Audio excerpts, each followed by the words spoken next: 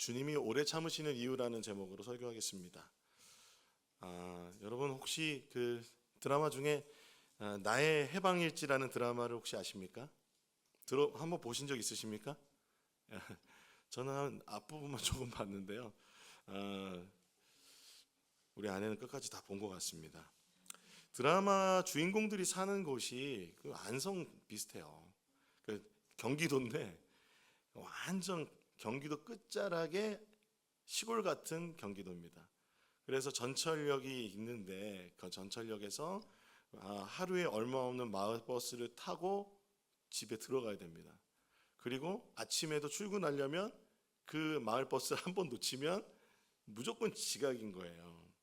그런데 이 자녀들이 그 경기도 외곽에서 여전히 살고 있는 이유는 그 자녀들의 독립을 극도로 반대하는 가부장적인 아버지 때문에 그랬습니다. 그 삼남매가 참 각자 이렇게 개성도 다른데요. 그 가부장적인 아버지를 이렇게 거스르지는 못하는 거예요. 보면은 그래서 제가 앞부분만 보다가 안 본 것 같아요. 그러니까 출퇴근은 거의 전쟁터입니다. 전쟁터고요. 그리고 이제 여자 주인공 같은 경우는 회사에서 막 동아리 활동하는데 동아리 활동도 못해요. 이 드라마를 보면서 이렇게 좋았던 이유는 드라마들이 뭔가 이렇게 현실성 없는 삶을 이야기하는 게 많잖아요. 저건 우리랑 관계없어 이런 삶이 많은데 그걸 딱 보면서 그냥 우리 딸들도 생각나고 저도 이렇게 경기도 끝자락에 사는 입장에서 기분 나빠하실려나요? 우리가 그 삶이 좀 이렇게 다가오는 것 같았어요. 어쩌면 지금 현대 사회에서 조금 뒤처진 듯한 삼남매와 조금 지금 시대에 또 안 맞는 가부장적인 아버지의 그 이야기가 나중에는 좀 열린 결말로 끝나는 드라마였습니다. 그 드라마를 보면서 지금 우리가 살고 있는 시대가 얼마나 이렇게 빠르게 흘러가고 있는지, 그리고 얼마나 빠르게 시간이 얼마나 중요한지 생각하게 됐어요. 요즘은 초고속 시대잖아요. 그렇죠? 인터넷도 초고속, 열차도 KTX, SRT 그 많이 있는데 무엇보다 중요한 게 뭘까요? 제가 생각할 때는 로켓 배송인 것 같습니다. 그래서 오죽하면은 특정 브랜드가 좀 얘기되어지긴 하는데 옛날에는 역세권이라는 말을 많이 썼는데 그거 옛날 말이고요. 요즘에는 쓱세권. 못 알아들으시는 분도 계시죠? 쓱세권이 뭐냐면은 이제 쓱이라는 배송이 아침에 일찍 식재료가 와요. 그게 배달이 되느냐 안 되느냐가 집을 결정하는데 중요한 결정권이라는 거예요. 그래서 이거를 배달세권이라고 그래요. 그리고 로켓세권은 뭐냐면 다음 날 배달되는 거고요. 그러니까 살고 있는 곳이 오늘 시키면 내일 새벽에 먹을 것이 도착하는 거예요. 그리고 무엇이든지 가장 그러니까 오늘 시키면 내일 오니까 정말 걱정 없이 사는데 여러분 그러니까 어떤 일이든지 조금 빠르게 그리고 그런 결과들을 현대인들은 예측하고 빨리 결과를 받기를 바랍니다. 그리고 심지어 그래서 요즘에는 드라마나 영화를 볼 때도 사람들은 어떻게 봐요? 10초 앞을 계속 당기면서 봐요. 지금 동감하시는 분들이 몇 분 계세요. 우리는 초고속 시대에 살고 있습니다. 그런데 이 초고속 시대에도 이 먹거리만은 기다리는 시대가 됐습니다. 맛집 앞에서요 새벽부터 줄 서서 가게가 열리기를 기다리는데 이걸 요즘 사람들 말로 오픈런이라고 그래요. 오픈런. 내 집 앞에 맛집이 있는데 만약에 방송을 타면 그걸 싫어해요. 왜냐하면 오픈런이 되면 내가 그 집에 가서 밥을 못 먹거든요. 음식이라는 것은 시간과 정성에 따라서 그 맛과 깊이가 달라집니다. 최근에 그 맥도날드가 최근에 우리 동네 근처에 생겼잖아요. 야, 여러분 진짜 신세계입니다. 얼마나 좋은지 모릅니다. 그런데 이 패스트푸드라고 하는 맥도날드도 광고를 할 때 어떻게 광고를 하냐면 얼마나 이 소를 키우는데 목장에서 오래 시간이 걸리는지 그리고 그 채소를 길러내는데 얼마나 오랜 시간이 걸리는지. 그러니까 빨리 나오지만 이렇게 우리는 슬로우 푸드다라는 거를 광고를 해요. 그러니까 몸에 좋다는 얘기죠. 슬로우 푸드 중에서 우리 몸에 좋은 것이 우리 식탁에 빠지지 않는 것들이 있는데 간장, 된장, 고추장. 네, 그게 없으면 한국 사람들 식탁이 형성되지가 않습니다. 이런 발효되는 음식의 영양가는 여러분 제가 강조하지 않아도 여러분 아마 아실 것입니다. 그러니까 뭔가 정말 소중한 것은 기다릴 줄 아는, 기다려야 되는 슬로우하는 아날로그한 그런 정서들을 지금 사람들은 또 그것을 중요한 가치로 생각해요. 두 가지가 같이 있어요. 예수를 믿는 우리들도 예수를 믿는데 예수님 앞에 그 믿음 생활을 할 때 여러분 혹시 초고속으로 받고 싶은 게 있으십니까? 또는 우리가 때로는 주님 기다려서 이렇게 슬로우하게 아날로그하게 천천히 우리에게 주신 아주 귀한 선한 뜻이 있는데 그것을 기다리는 것이 조금 마음이 급해지고 이거 주님께 드려야 되는데 내 마음의 해답을 빨리 찾고자 하지는 않으십니까? 때로는 그래서 예수 안 믿는 또는 예수 믿는데도 우리 서로 이렇게 얘기할 때 빨리 뭔가 증거를 대라고 얘기할 때 우리 긴장하잖아요. 예수님 살아계셔? 증거를 대봐. 예수님 오신다며 왜 안 오셔? 예수님 부활하셨다며 그걸 어떻게 증거를 대라고 그러면서 얘기하고 너의 그런 삶의 상황 가운데 주님이 왜 응답하지 않으셔라고 말하면서 이 빨리빨리의 시대에는 눈에 보이는 증거와 그 속도와 그 시간에 대한 것 때문에 신앙의 그 깊이를 더하지 못하는 시대인 것 같습니다. 오늘 우리가 읽은 베드로 후서는 사도 베드로의 유언장이라고도 불리는 서신서입니다. 유언장이라고도 불리는 이유가 있다면 사도 바울이 이 베드로 후서 이후에 순교했기 때문에 그렇습니다. 코아바디스라는 영화가 있습니다. 코아바디스 영화를 한 번쯤은 크리스찬이라면 보셨을 텐데 거기에 아주 백발의 사도 바울이 나옵니다. 사도 베드로가 나옵니다. 사도 베드로는요, 영화 마지막 부분에 로마를 떠납니다.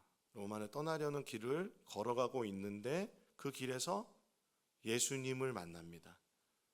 예수님이 베드로를 지나쳐 가실 때 베드로가 예수님께 물어봐요. 주님, 어디로 가십니까? 라고 묻자 예수님은 내 자녀가 고난당하는 로마로 가고 있다.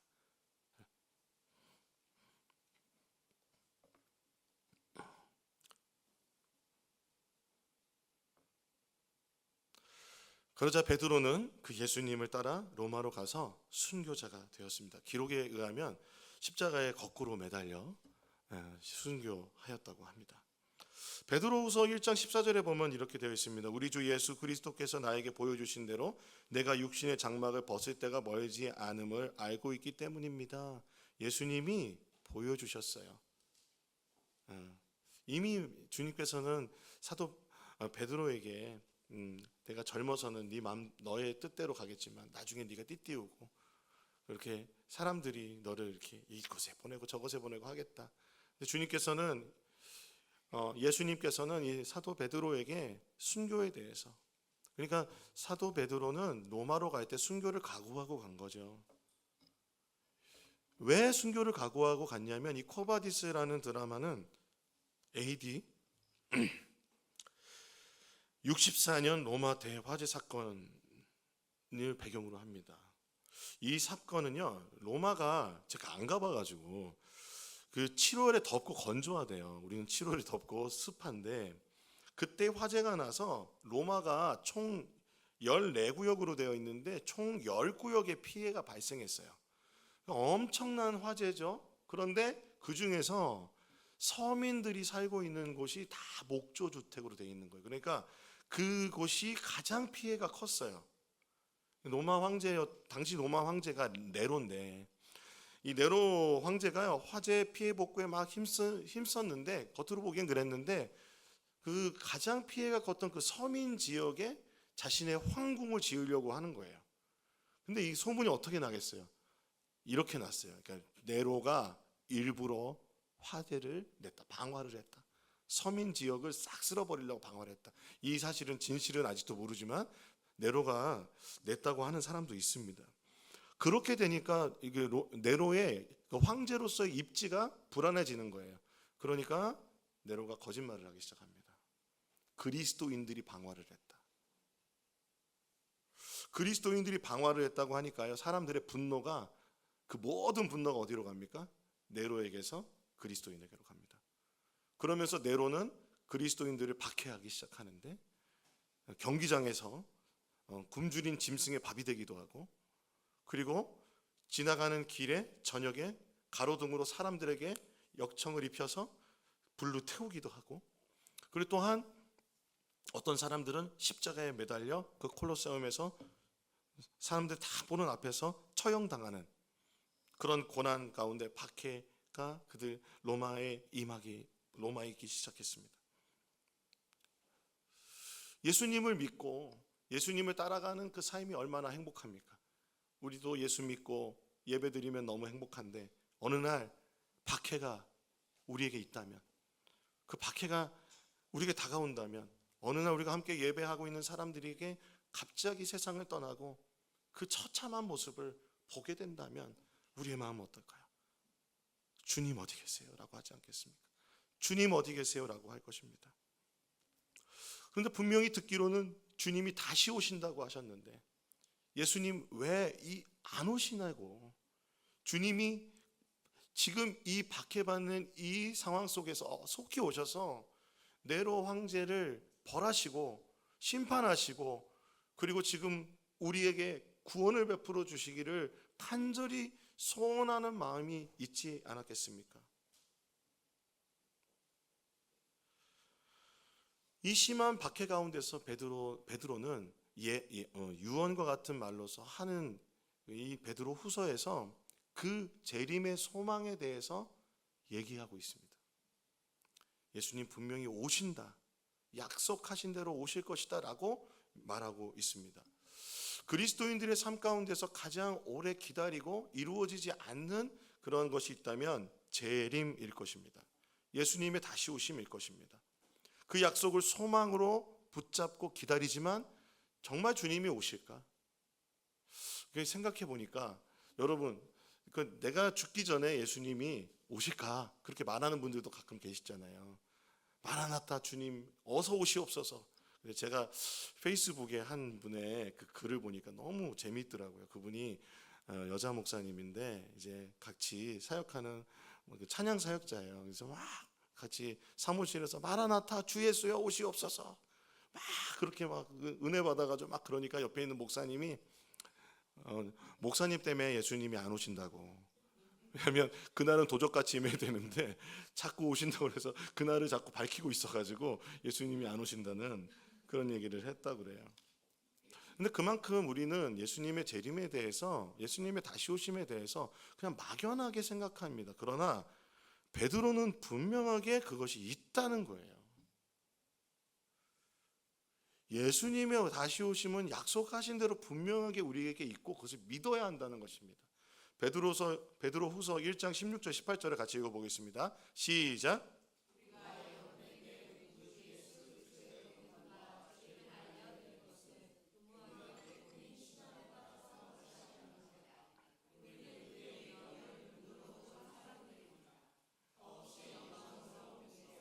그에게 말씀하시기를 이는 내 사랑하는 아들이요 내 좋아하는 아들이다 하실 때에 그는 하나님 아버지께로부터 영광 받으셨습니다.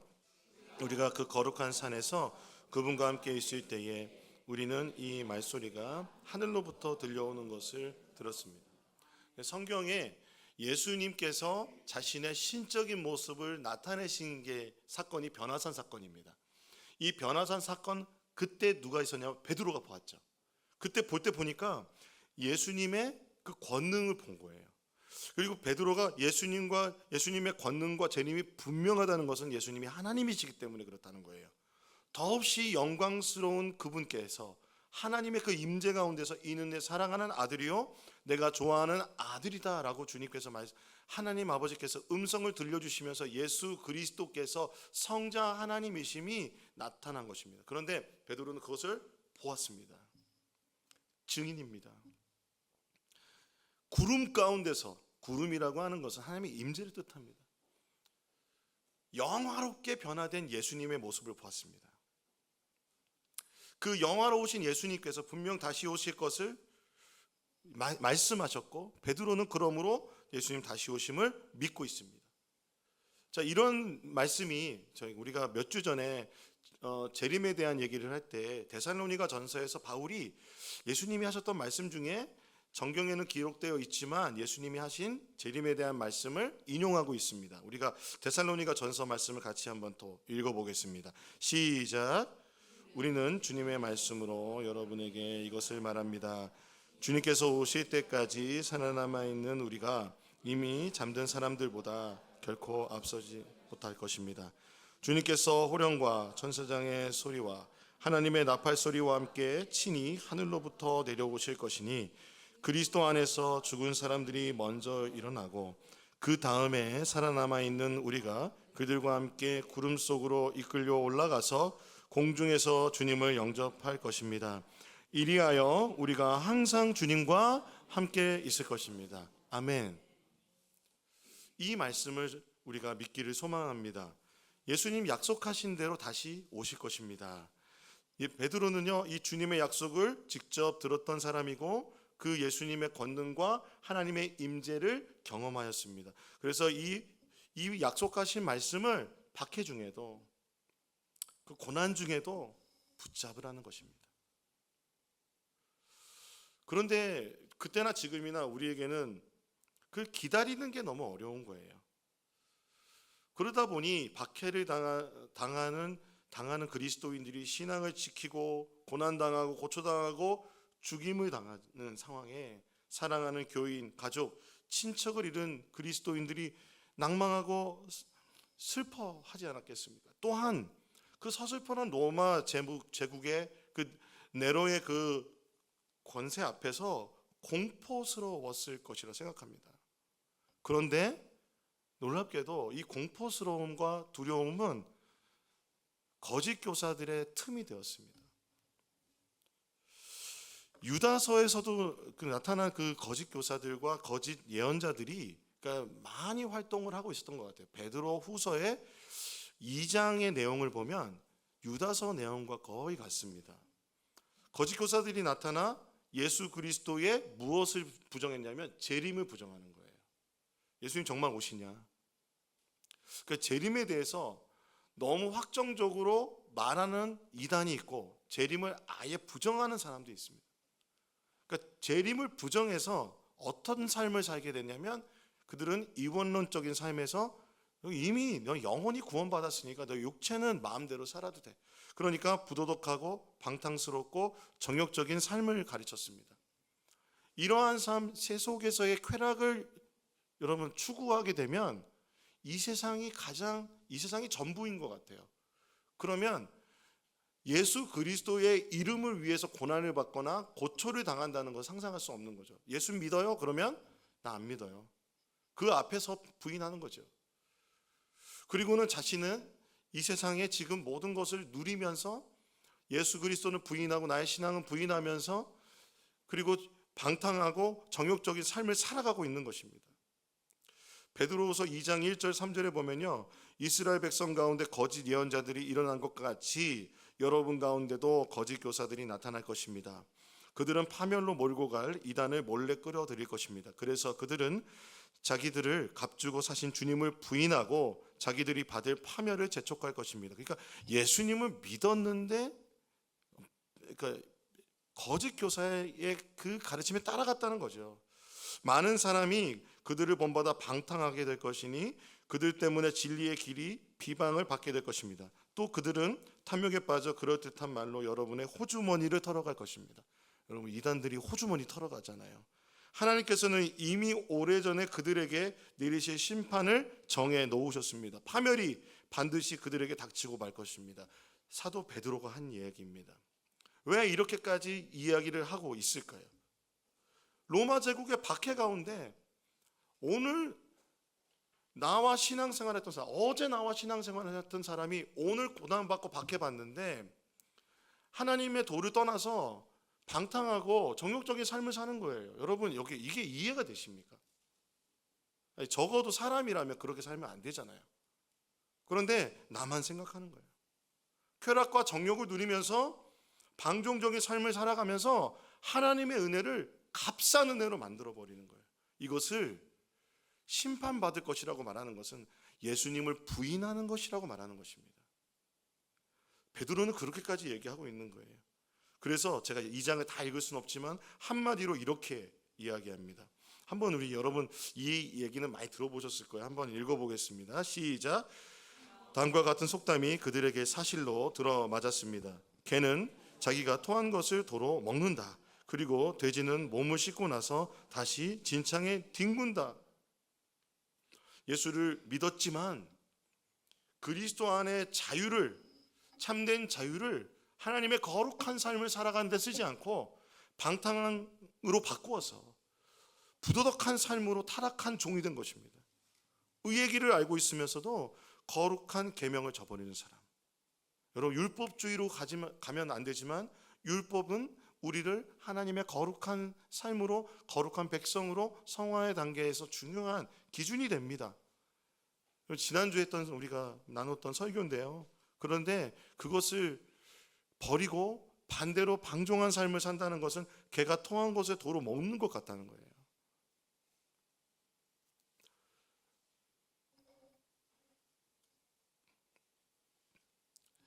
이렇게 예수 믿는 사람을 거짓 가르침으로 방탕한 삶을 살게 한 큰 이유를 사도 베드로는 재림신앙의 왜곡이라고 얘기합니다.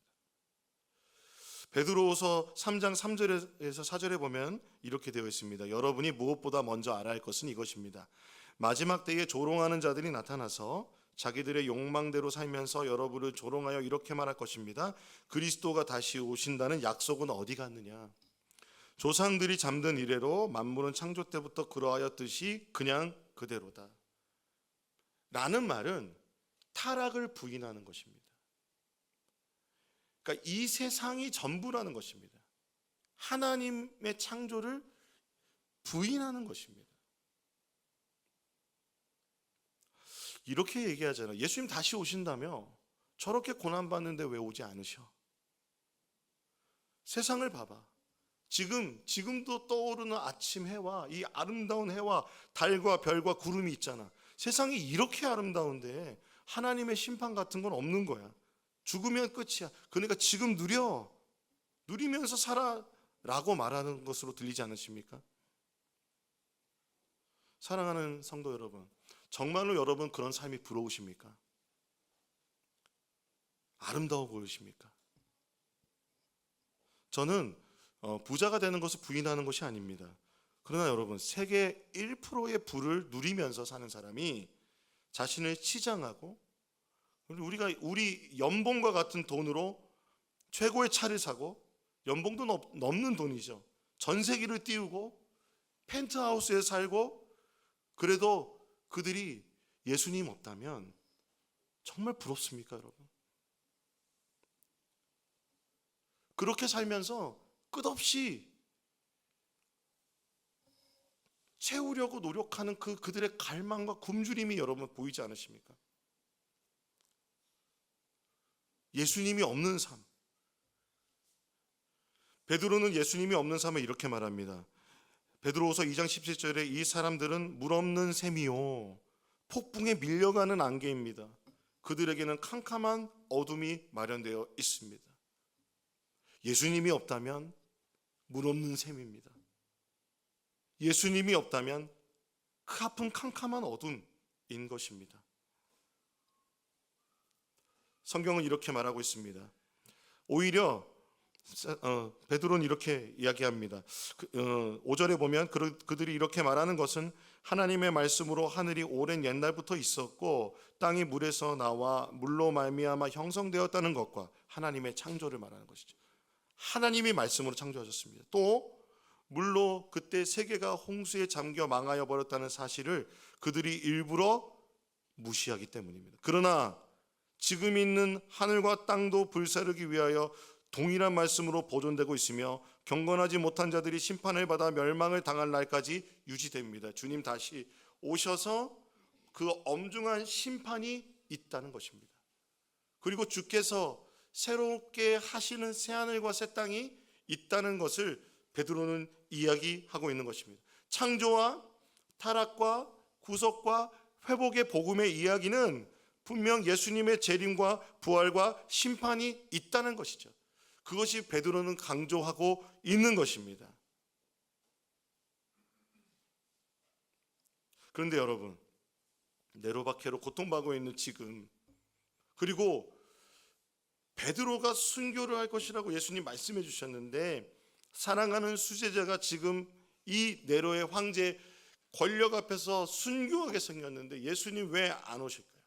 예수님의 재림이 이루어지지 않는다는 것, 여러분, 예수님 빨리 오셔서 베드로도 구해주시고 사랑하는 나의 가족들, 사랑하는 나의 교인들, 사랑하는 나의 친구들 구해 주셔야 된다 생각하지 않으십니까?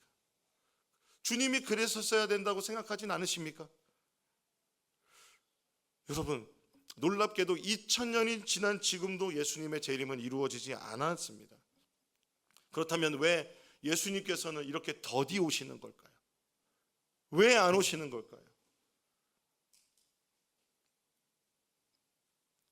베드로는 예수님의 재림이 늦춰지는 이유에 대해서 이렇게 말하고 있습니다. 베드로서 3장 8절 9절을 같이 읽어보겠습니다. 시작.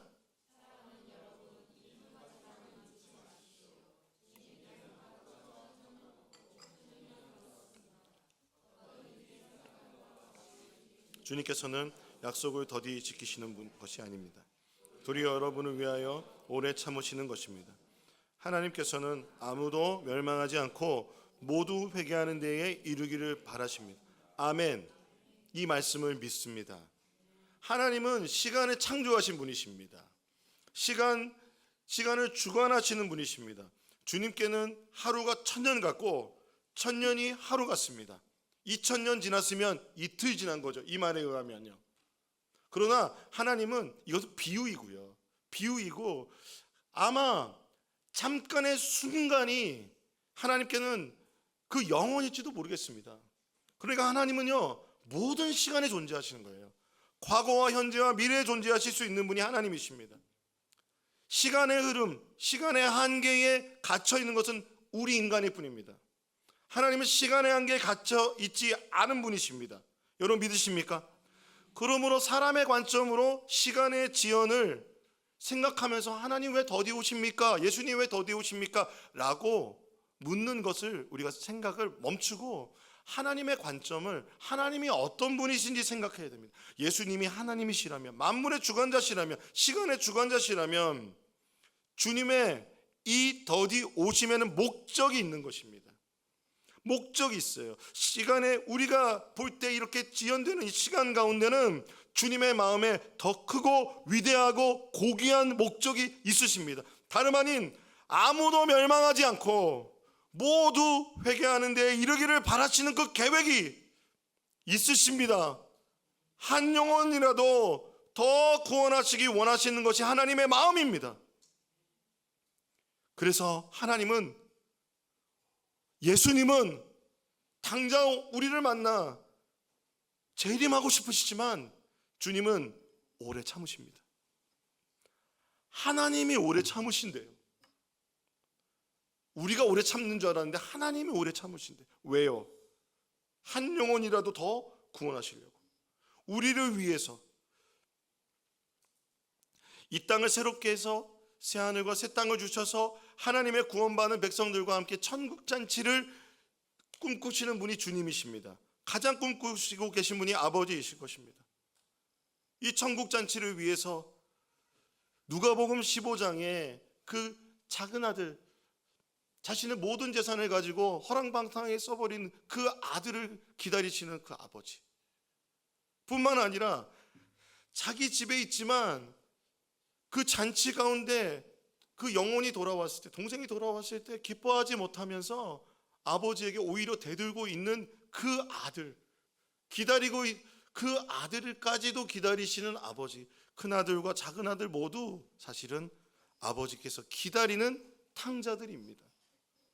팀 켈러 목사님은 탕부 하나님이라는 표현을 썼어요. 탕부 하나님. 이 이야기의 중요한 포인트는 아버지입니다.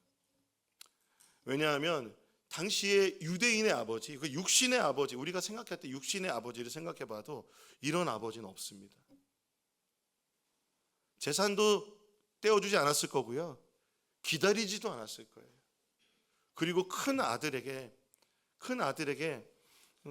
그렇게 막 화를 낼 때 아마 그 아버지가 같이 화를 내면서 그랬을지도 모르겠어요. 그런데 이 아버지는 이유를 몰라요. 이유를 모르겠어요. 재산을 떼어달라는데 떼어줘요.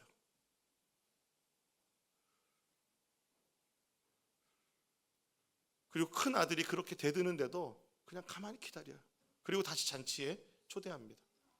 마치 나의 해방일지라는 드라마가 열린 결말인 것처럼 누가복음 15장의 그 잔치는 열린 결말입니다. 주님은 지금도 이 두 아들을 기다리고 계십니다. 주님 품 안에 있지 않는 그 잃어버린 영혼, 하나님께로 돌아오기를 원하는 그 잃어버린 영혼을 기다리고 계시고, 아버지께서는 예수 믿는 우리도 예수님의 우리 안에 있지만 하나님의 사랑 가운데 주님께 그 복음의 자유함을 누리지 못한다면 그 아버지께서는 여러분을 기다리고 계십니다. 그래서 주님은 그 기다림의 이야기를 누가복음 15장에 담아 두셨습니다. 이 오래 참았다라는 이 단어가 여러분 어디에 또 쓰였는지 아십니까? 헬라어로 오래 참았다는 단어가 고린도전서 13장 4절에 쓰였습니다. 같이 한번 읽어보겠습니다. 시작. 사랑은 오래 참고 친절합니다. 사랑은 시기하지 않으며 뽐내지 않으며 교만하지 않습니다. 사랑은 오래 참습니다. 하나님이 사랑하시기 때문에 오래 참으십니다. 하나님이 사랑하시기 때문에 한 영혼이라도 더 구원하기 위해 기다리십니다. 이 아버지의 마음을 느낀 헨리 나우에는 렘브란트라는 화가가 쓴 돌아온 탕자라는 그림을 보고는 하버드 대학의 모든 교수직을 내려놓고 장애인 공동체로 들어가 평생을 헌신하였습니다. 요한복음 3장 16절에 하나님께서 세상을 이처럼 사랑하셔서 외아들을 주셨으니 이는 그를 믿는 자마다 멸망하지 않고 영생을 얻게 하려는 것이다. 하나님이 세상을 이처럼 사랑하고 계십니다. 멸망하지 않고 영생을 얻게 하여 주고 싶어 하십니다. 누가복음의 그 아버지의 모습, 또한 그 모습은 예수님의 모습이기도 합니다. 예수님의 다시 오심은 하나님 아버지의 권한에 있습니다. 그날이 도적같이 임할 겁니다. 누구도 예상하지 못하는 때에 오시게 될 것입니다. 그런데 분명한 것은 무엇입니까? 영혼을 찾고 또 찾고 찾아서 그분의 품 안에 함께 안아서 함께 만나게 하실 것입니다. 우리가 그 주님의 마음을 알 때 우리의 삶에 잃어버린 영혼을 향한 그 마음을 품고 기도해야 될 줄로 믿습니다.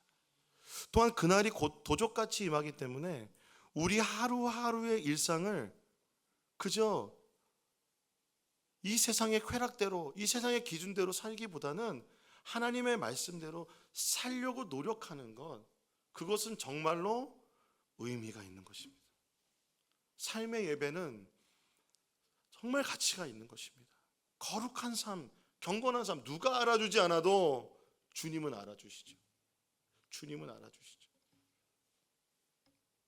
제 간증으로 이야기를 마치고자 합니다. 설교를 마치고자 합니다. 1997년에 저는 말년병장이었습니다. 군대를 갔다 왔다는 얘기죠. 육군으로, 저는 병사였는데 우리 집사님들 중에서는 장교들도 많아서 긴장이 많이 됩니다. 그때 저는요,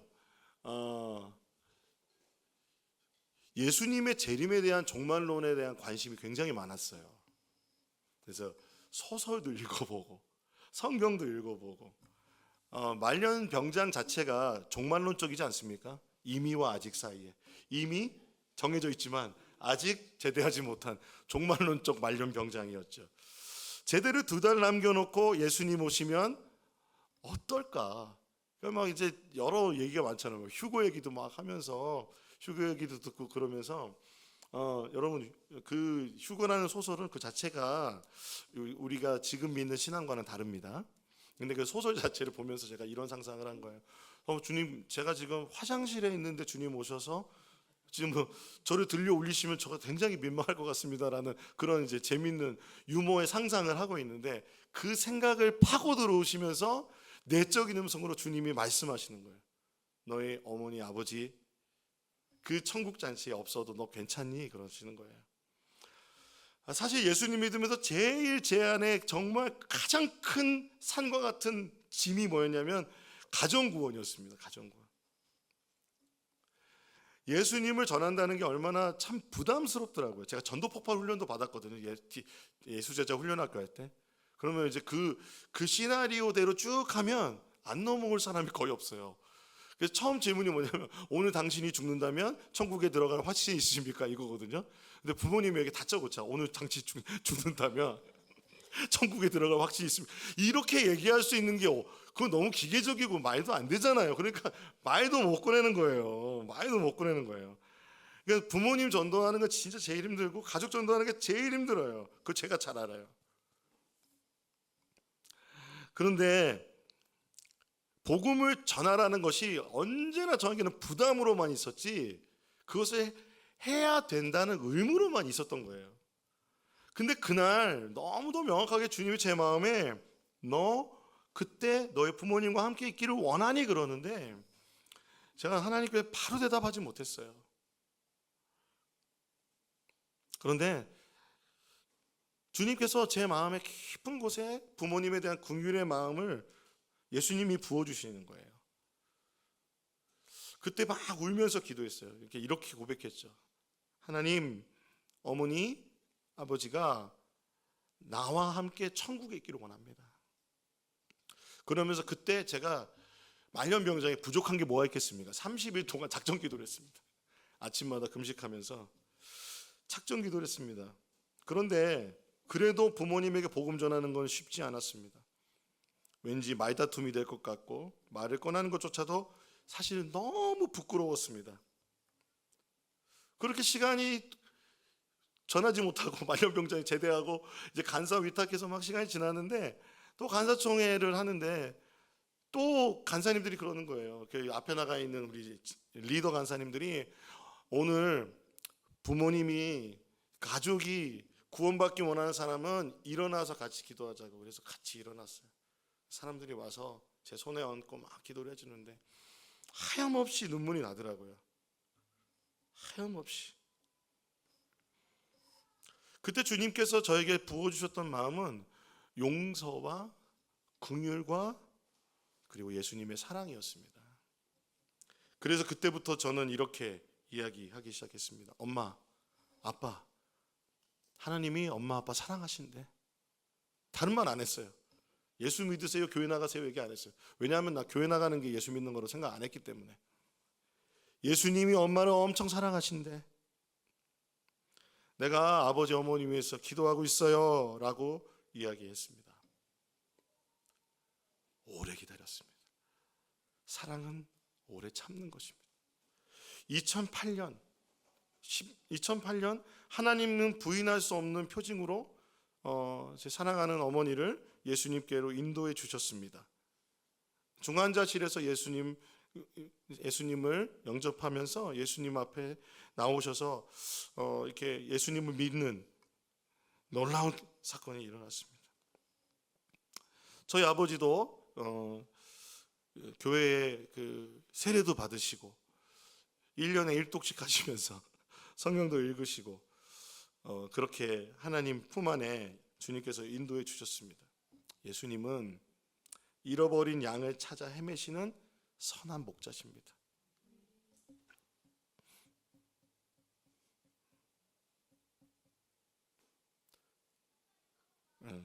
자, 여러 번 우리 가족의 구원에 대해서 얘기를 했잖아요. 잃어버린 양. 저는 오늘 사실 북한에 대한 얘기도 좀 하고 싶어요. 제가 이제 NK 기도 책자를 갖다 놨는데 많이 안 가져가셨더라고요.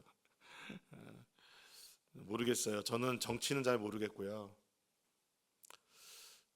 분명한 것은 하나님께서 지금 북한에서 지하교회에서 또는 그렇게 아무도 모르게 신앙생활하고 있는 그들의 부르짖음에 그 울부짖음에 하나님 그 기도 듣고 계시다고 생각합니다. 우리 높은 뜰 안성교회는 선교하는 교회가 선교하는 교회입니다. 그리고 가난하고 소외된 자들을 외면하지 않는 교회이길 원합니다. 왜요? 우리가 주님의 그들을 사랑하기 때문에 그렇습니다. 페이스북에 제가 좋아하는 김명식이라는 가수가 있어요. CCM 가수. 그분이 오늘 서귀포인가요? 어느 교회에서 찬양 집회를 하신대요. 11시에. 제가 그걸 봤어요. 왜 하는 줄 아세요? 어떤 북한 할머니를 만났대요. 어떻게 만났는지 모르겠어요. 소원이 뭐냐고 물어봤대요. 뭐라고 말할게요? 통일? 아니요. 그러니까 좀 사람들 앞에서 소리내서 찬양하고 싶다고. 그래서 마음껏 찬양하자고 오늘 11시에 찬양하신대요. 그런 거 보면 우리는 가만히 있을 수 없습니다. 기도해야죠. 열방을 품고, 그리고 이 북녘 땅의 동포들, 예수 믿는 동포들 위해서 기도하고 그들을 마음에 품고 있어야 될 것입니다. 예수님 말씀하세요. 나는 선한 목자이다. 나는 내 양들을 알고 내 양들은 나를 안다. 그것은 마치 아버지께서 나를 아시고 내가 아버지를 아는 것과 같다. 나는 양들을 위하여 내 목숨을 버린다. 나에게는 이 우리에 속하지 않은 다른 양들이 있다. 나는 그 양들도 이끌어 와야 한다. 그들도 내 목소리를 들을 것이며 한 목자 아래에서 한 무리 양떼가 될 것이다. 우리가 그것을 소망하면서 정말 잃어버린 영혼을 향한 그 마음을 마음에 품고 그 구령의 열정으로 주님의 다시 오심을 주님의 오래 참음과 함께 기다리는 우리가 되기를 소망합니다. 그래서 우리가 오늘 찬양하고 싶은 것은 주님 나를 택하사라는 찬양입니다. 이 찬양을 이렇게 되어 있어요. 이 악보에 잃어버린 영혼을 향한 민망한 마음을 품고. 하스데반 선교사님이 지은 찬양인데요. 정말 잃어버린 영혼에 대한 마음을 품고 이 찬양 한번 부르고 기도하고 싶습니다.